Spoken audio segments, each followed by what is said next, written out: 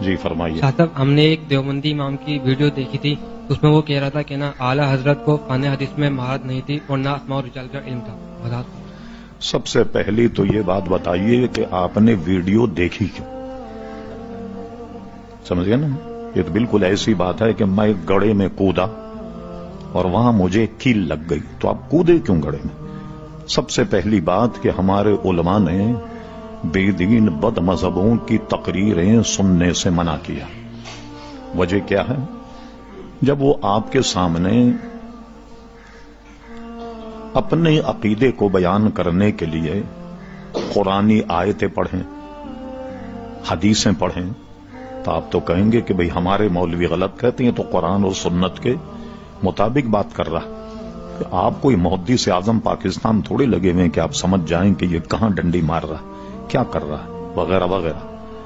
اور دین کی باتیں نا کبھی کبھی شیطان بھی کرتا ہے. مشکاۃ شریف میں ہے بہت طویل حدیث، حضور علیہ السلام نے زکوٰۃ کے مال پر حضرت ابو ہریرہ رضی اللہ عنہ کو پہرے دار بنایا، اس کی نگرانی کیجیے.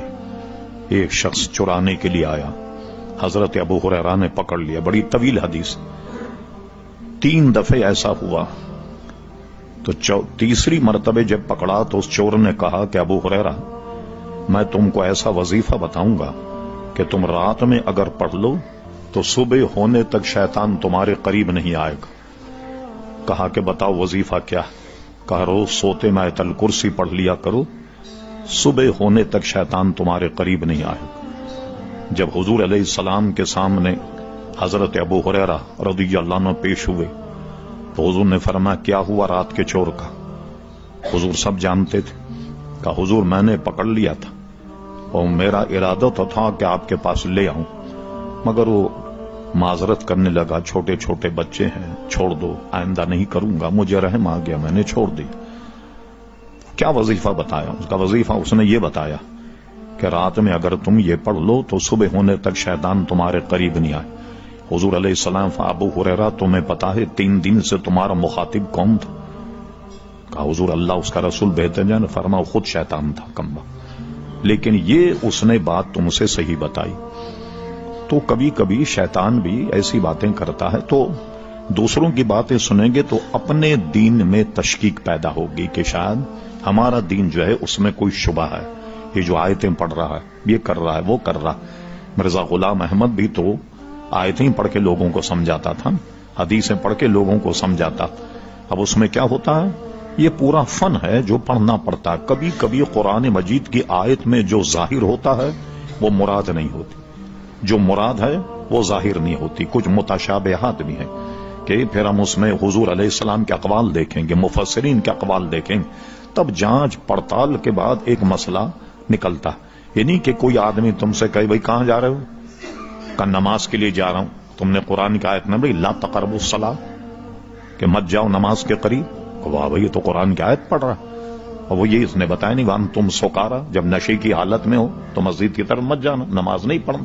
تو اس طرح کے شکوک اور شبہات پیدا ہوتے ہیں. ایک بات. دوسری بات، بہت سی چیزیں آپ اگر ذہن میں رکھیں خود مسائل حل پیدا ہو جائیں. میں نے گزشتہ ہی اتوار کو آپ سے یہ کہا تھا کہ اعلی حضرت امام اہل سنت کے کتاب کا اوپر کا صفحہ میں نے نکال کر کسی وہابی کو دیا اور کہا اس کتاب کو پڑھو.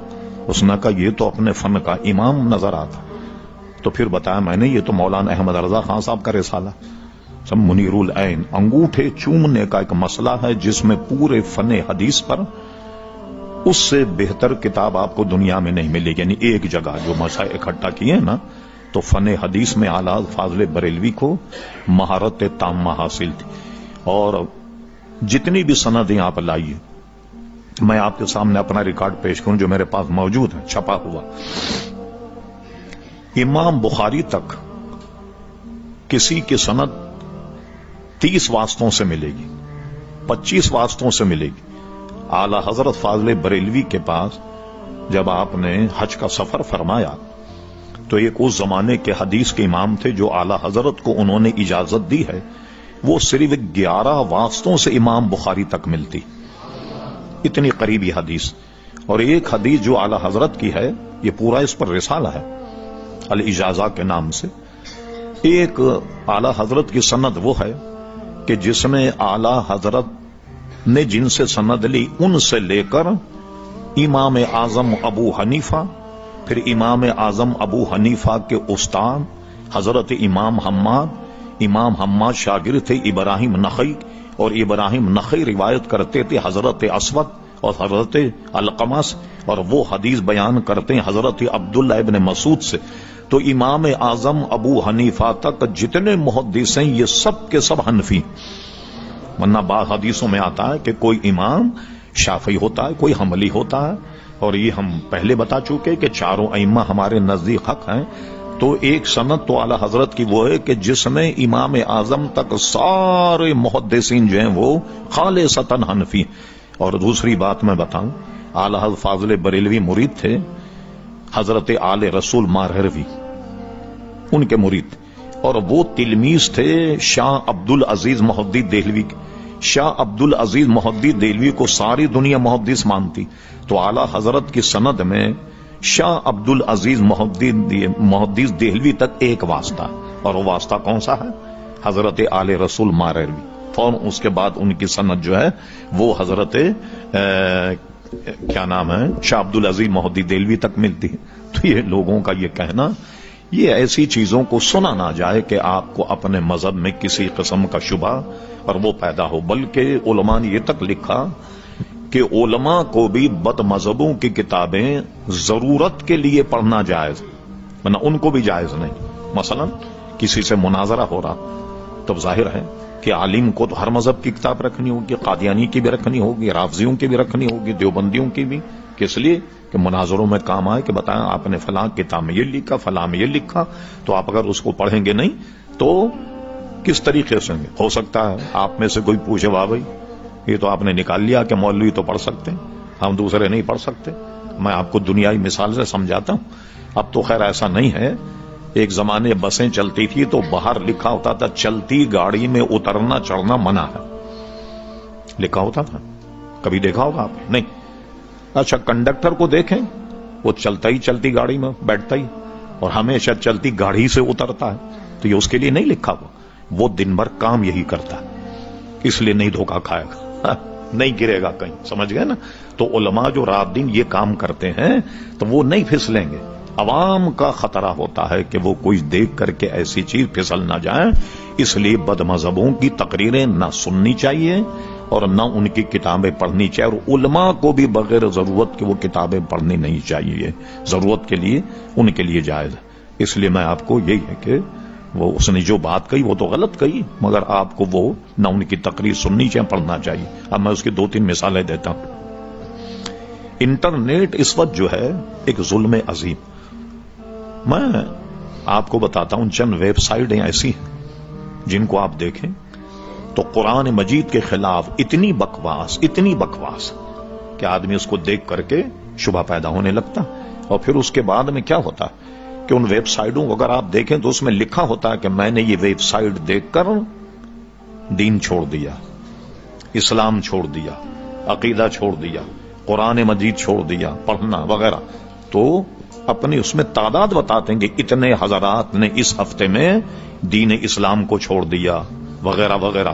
تو یہ تو ایک انقلاب برپا ہوا ہے، اور ایک زمانہ تو وہ تھا جب لوگوں کے قابو تھا منطق اور فلسفے والے جو اعتراضات کرتے تھے، ہمارے علماء بہت پریشان ہو ان کے اعتراضات وغیرہ، لیکن اللہ نے امام غزالی، امام رازی جیسوں کو پیدا کیا اور انہیں سب کو ایسے جوابات دے کر کے ساکت کر دیا کہ بعد میں کسی کو بک بک کرنے کی گنجائش ہی نہیں رہی۔ تو اب کیا ہوا؟ اب اس کا مقابلہ آپ کیسے کریں گے؟ کس طرح کریں گے؟ اب ساری دنیا میں ایک ہوا کے ذریعے سے پھیل رہا ہے، کیسے پابندی لگائیں؟ جس کا جی چاہے جو جی چاہے ڈال دے، جس کو چاہے گالیاں دے دیں، جو چاہے وہ کرے۔ تو اب یہ تو ہمارا کام یہ ہے کہ بالکل اس کے قریب نہ جائیں اور اپنے ایمان، اپنے اسلام کی حفاظت کریں۔ شبہ نہیں ہونا چاہیے، ایمان تو یقین کا نام ہے نا، تو اگر یقینی متزلزل ہو جائے۔ آخری بات، پھر دوسرا سوال لیتے ہیں، ہمارے پاس سوائے ایک اصلی اور پختہ عقیدے کے اور ہے کیا؟ کیا اتنے نمازی، کیا میں 10 لاکھ میں بھی اگر تقریر کروں تو پوچھوں بھائی یہ جو آپ نماز پڑھتے ہیں، ایک آدمی ہاتھ اٹھا کر کہے کہ اس کو کوئی القاء ہوا ہے کہ نماز اس کی قبول ہو گئی؟ کوئی کہہ سکتا ہے میں ساری عبادتیں کرتا ہوں سب قبول ہو گئیں اور سب جناب میری صحیح ہے؟ کیا منہ پہ مار دی جائیں گی ساری نمازیں، سارے روزے، سارا حج اور سارا زکات؟ کیا رہ جائے گا آپ کے پاس؟ ایک ہی تو سامان ہے نا، اور وہ سامان ہے عقیدہ، یاد رکھیے. اور پوری نظیر نہیں ملے گی آپ کو کہ اللہ تبارک و تعالیٰ نے کسی ایسے شخص کی مغفرت کر دی ہو جس کا یقین تو متزلزل ہو، ایمان نہ ہو، مگر نماز کی بنیاد پر مغفرت ہو گئی، حج کی بنیاد پر مغفرت ہو گئی، زکات کی بنیاد مغفرت ہوگی. ایک نظیر نہیں بتا، ورنہ اصول پورا دھرم ہو جائے گا، ساری عمارت عقیدے کی دھڑم سے گر جائے گی. ہاں ایسی مثالیں ہیں کہ بے عمل رہا لیکن پختہ عقیدے میں تھا، اللہ نے رحم فرما دی. تو اس لیے عقیدہ جو ہمارا ہے وہ بالکل مستحکم ہونا چاہیے، اس میں کوئی صلح صفائی کی گنجائش نہیں. ٹھیک ہے، یہ ہمیشہ یاد رکھیے. کو کبھی دیکھیں نہیں بد مذہب کی، نہ کتاب دیکھیں نہ ان کی باتوں کو سنیں. اور کوئی ساتھ؟ جی آپ بولیے.